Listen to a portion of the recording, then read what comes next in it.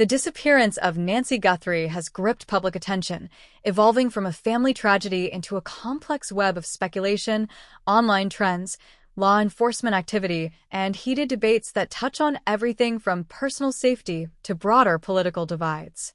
Nancy, last seen after being dropped off at her home following a family dinner on January 31st, was reported missing the next day by concerned relatives. What began as a standard missing persons case quickly escalated into something far more ominous, drawing in local authorities, federal resources, and an increasingly vocal online community.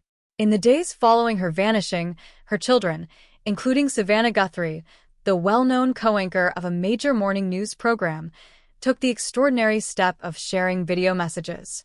These appeals were raw and emotional, directed at whoever might be holding their mother, pleading for her safe return, asking the public for any information that could help, and even expressing readiness to meet potential ransom demands if that was what it took to bring her home.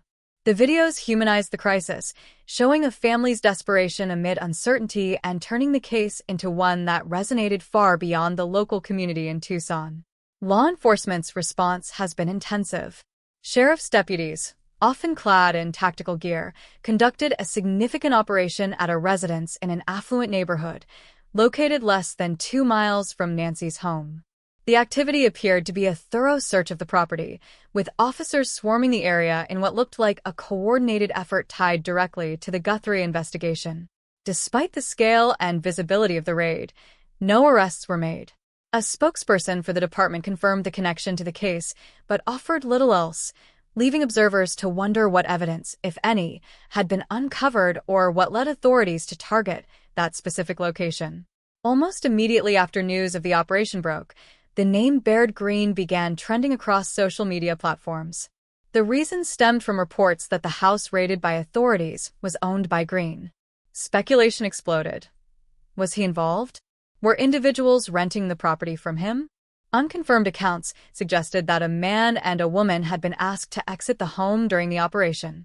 Online chatter grew even more intense with circulating images and claims about another individual, Manoj Saranathan, allegedly detained based on advanced identification technology involving skull measurements. Authorities have not substantiated any of these details, nor have they named Greene or anyone else as a suspect in the case. The lack of arrests has not diminished public interest. If anything, it has intensified it.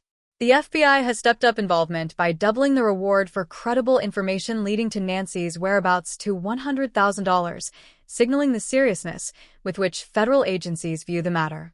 Investigators have also collected and are analyzing forensic evidence, including discarded gloves found in various locations, some as far as 2 miles from Guthrie's residence. These items could hold critical clues, but results from testing have not been publicly shared. Pima County Sheriff Chris Nanos has spoken candidly about the challenges. No proof of life has emerged since the disappearance, yet he emphasized that there is equally no evidence of death. He framed the investigation as one driven by hope, noting the mobilization of hundreds of officers from multiple levels of government and the support of a community deeply invested in resolving the case. Hope is sometimes all we have, he said, underscoring the emotional toll on everyone involved and the determination to keep searching. Online discussions have taken darker and more divisive turns. Many users express conviction that the abductors could be someone known to Nancy or within her personal circle, a theory common in abduction cases where strangers are statistically less likely to be perpetrators. Others have dredged up old social media posts from Nancy expressing critical views of political figures, including former President Donald Trump, using them to criticize perceived government inaction or to imply political motivations behind the failure to locate her.